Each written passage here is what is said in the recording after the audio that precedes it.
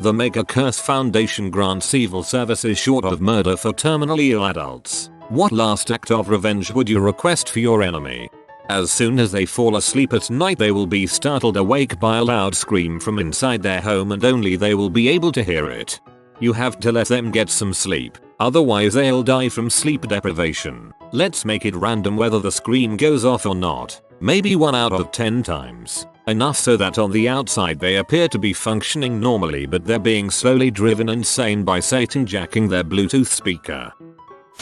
Get the biggest boner in the most awkward and humiliating situations and only get a half boner when they actually want one.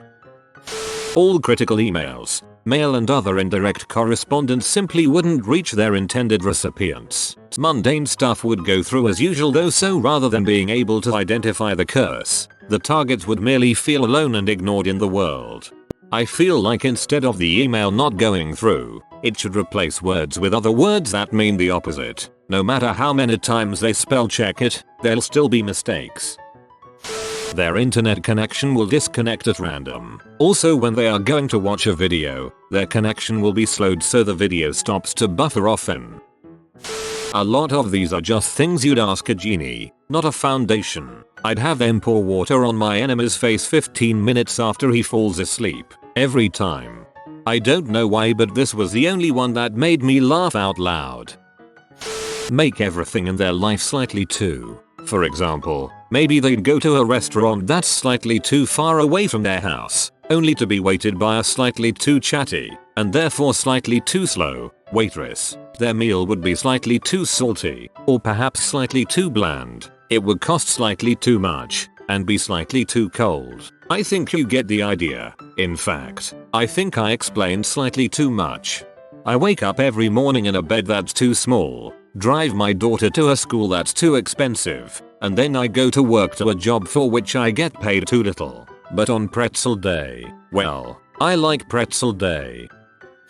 Speaking as someone who has been battling a cold for a week, I would inflict the curse of the nose whistle. Once an hour, the noise would spontaneously resolve, only to start again 30 seconds later.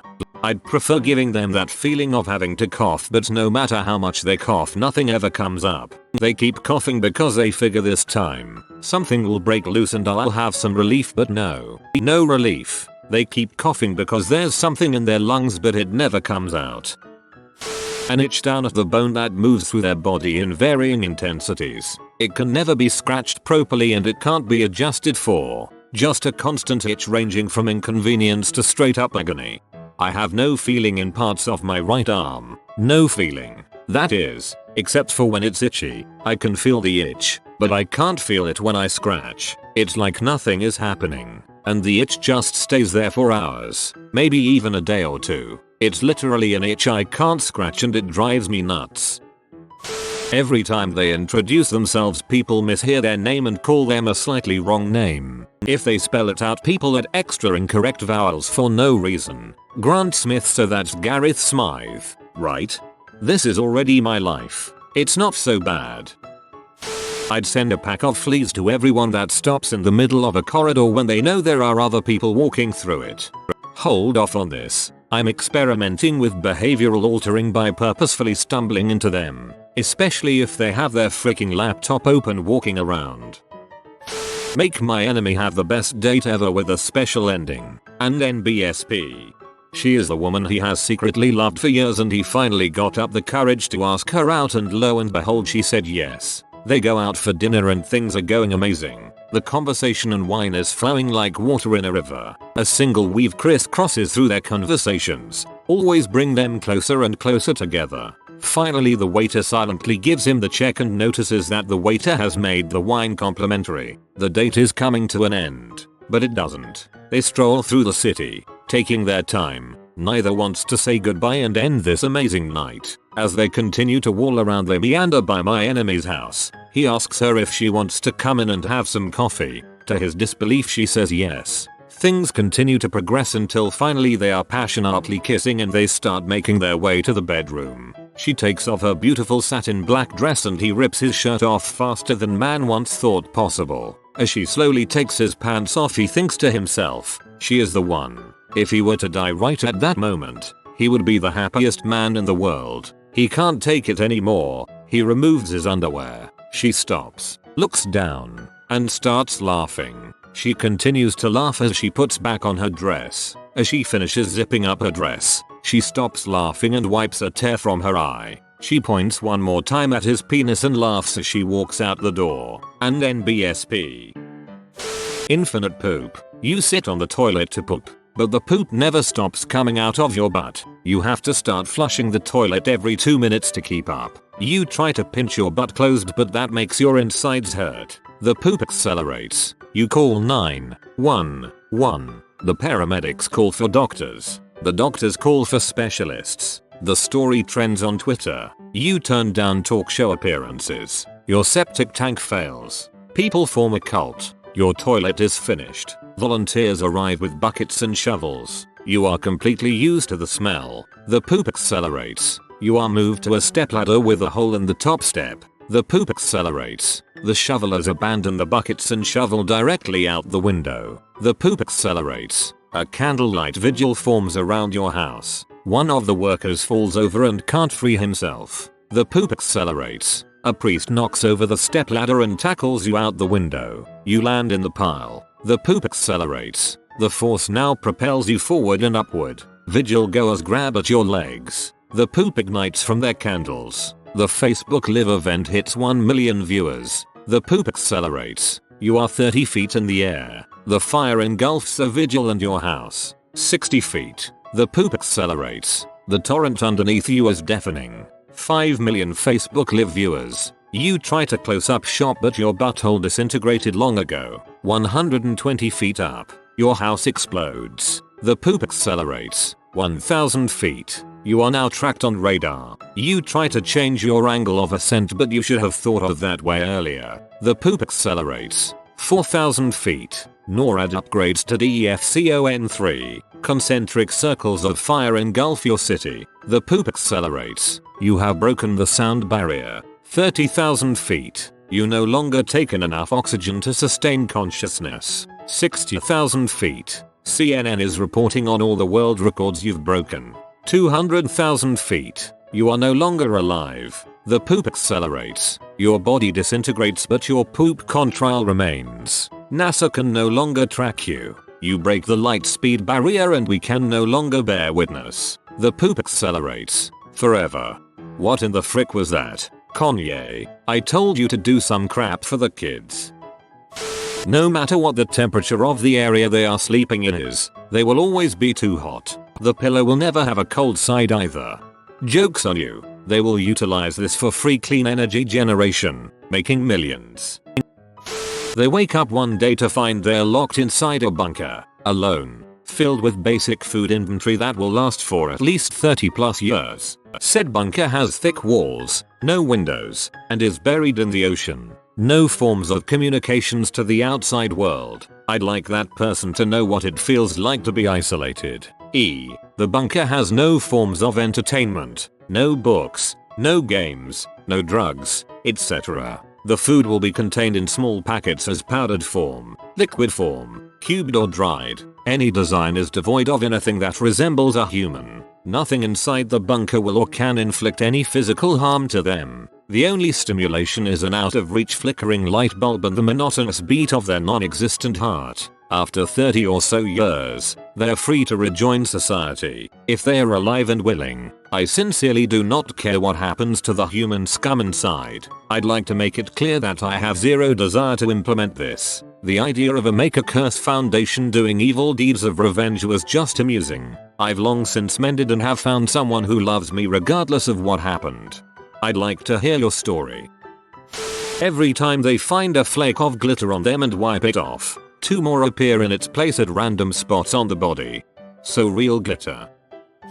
Every time they take their first drink of a beverage, it will be all dust in their mouth and they have to swallow it to be able to drink any liquid. If they keep spitting it out, they will not get any liquid to quench the dryness in their mouth. Once they swallow the dust, the drink will work until it is empty. If they refill the drink, it again produces a mouthful of dust that needs to be swallowed first. for them to lose memory of every time they've ever felt joy, happiness, or fulfillment and to never be able to feel those emotions again. For them to always feel thirsty. Dementors. To give them constantly terrible internet. In brief moments, they get hope that it will work, but then crashes, goes off and on all the time. Long load times. This is the true equivalent of heck. Having an internet connection that is useless. Like a cigar but no way to light it. I think somebody's already cursed me. They'd have a persistent, rock-hard erection that never goes away until they try to relieve it. They'd experience immediate flaccidity anytime they try to have sex or masturbate, thus depriving them of any sexual pleasure or release. As soon as they give up trying, boom, boner time again.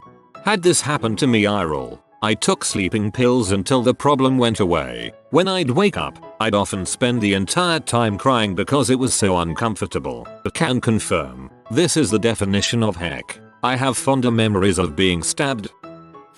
Stelio Kontos will appear at random times and beat them up. They will hear the song and can run, but they can't hide from the true wonder who works at Clinkers. Hearing that music would legitimately terrify me. They miss anything they throw or drop. Every time. Even if all they do is drop something an inch above a table, it flies to the edge and drops to the floor. Sit through training meetings at his job. Indefinitely. Except in this meeting. The presenter asks for questions. Confirms nobody has one. Then asks himself some stupid question and praises himself on the great question. Presenter proceeds with answering said question. And appraises himself on the thorough answer. This goes on indefinitely. No escape from this heck. Also, the presenter talks in this falsely enthusiastic voice that always has this upbeat tone. Non-stop. Opposite coordination. Every time they want to make a left turn whilst driving, they turn right. They want to grab something on a shelf, their arm moves down instead. They also read signs mirrored too. So if a sign says left to them, it means right. They are given a pie. They cannot eat anything else or drink anything other than water until the pie is completely eaten. They don't have to eat the pie in one sitting, but it is the only food they are allowed to eat until it is gone. The pie is made from green, i.e. not ready to eat at all, strawberries and has no sugar added. Also, if they don't finish the pie in one sitting, the people that make a curse will discreetly replace the pie with a more complete pie every now and then, so the curse continues on forever. Finally, a good answer that is not a magical curse. For them to suddenly have an undying fetish that would make normal relationships impossible, like paraphilic infantilism or necrophilia etc. Pretty sure necrophiliacs won't have an undying fetish. Curse. Every time they try to manipulate someone, their target sees right through what they are doing. Also a useful one for politicians in general. I'd switch the functions of each orifice in their body. They would pee out of their mouth, poop out of their nose, get boogers in their peenie holes, fart out of their ears, and have to eat food up their butt. Their hot beverage of choice shall forever cool quicker than they can drink it. Chilled drinks shall forever be slightly too warm to be satisfactorily refreshing. Muhahaha. Since everyone else is doing curses instead of single acts, I'll follow suit. I'm a robotics guy, so my enemy would be two, if I have one. Whenever they supply voltage to something, it's either 10 times more to 10 times less than they think it is. The amount of magic blue smoke they will release. Ha, lucky for me I'm crap at electronics already. In fact, the more blue smoke I inlay, the worse I become as electrics. Bortle baby bortle. It makes so there was always a small amount of plumber's putty on their fingers. You never realize how much you love having fingerprints until that gets in there. It's torture and it takes a long time to get out. I've got an ex-roommate who racked up $1,500 in expenses on my apartment account after he lied about signing the lease and then ignored his rent for months. On top of it, he's an insufferable C who insists any big dog, and I'm not exaggerating when I say any, needs to be put down. Society is responsible for raising someone to be a productive member and not the parent. And he refused to get a job for the entire time he lived there. So basically, I'd have them destroy his credit to the point where he couldn't ever live on his own, and then absolutely frick his driving record so he can't ever afford insurance. And to top it all, I'd have them delete his Xbox account, which he played every waking hour, no lie. That any bathroom they walk into for the rest of their life will have just run out of toilet paper, sometimes with just a few scraps of the last sheet hanging onto the roll, taunting them. Anytime they love, person or pet, that subject develops a terminal illness, they have to spend their life either alone or watching their loved ones dying. That's dark, yo. For a racist former friend, I'd just turn him black, as in, real black, not black-faced, and then, move him to Dresden or Bautzen, major neo-Nazi infested areas. Good luck. Once a day, at a random time, they are slapped in the face, but they do not recall the slap after the pain subsides, thus they never understand the slap, only pain. To find blissful true love, marry and have a perfect child, have a great job with great benefits, living in a nice house in an excellent school district. The child gets straight A's up until high school where they get their first H-bust, their grades begin to go downhill. You can tell they're addicted, you check them into various clinics for help. Things go missing around the house, they end up in the hospital for overdosing. Several times. There aren't any schools that will take them after their 4th expulsion for drugs. Because of all the time you've had to spend with them, your job has no choice but to fire you. Your spouse leaves one day when your now 18-year-old child attacks them with a knife. They can't take it anymore. You can't blame them for leaving this nightmare. Your beautiful perfect life is ruined. Your child only gets worse, but there is no release. They are losing brain matter and can't care for themselves. They can't get H for themselves and you can't afford methadone on no insurance, so you have to buy drugs for your invalid child. You have to feed their addiction to keep them alive. Eventually, to keep providing for your child, you have to start selling drugs. Since you can't even get a 7/11 job now, you've been busted a few times for possession now too. And, yeah, I think that'd be enough. That Jello served in every hospital is clear and doesn't smell but tastes of the most vile thing ever. Freaking bastards laughing at me for dying while they live. If you are new to the channel, you can subscribe. I publish new videos every day. Until then, check another video.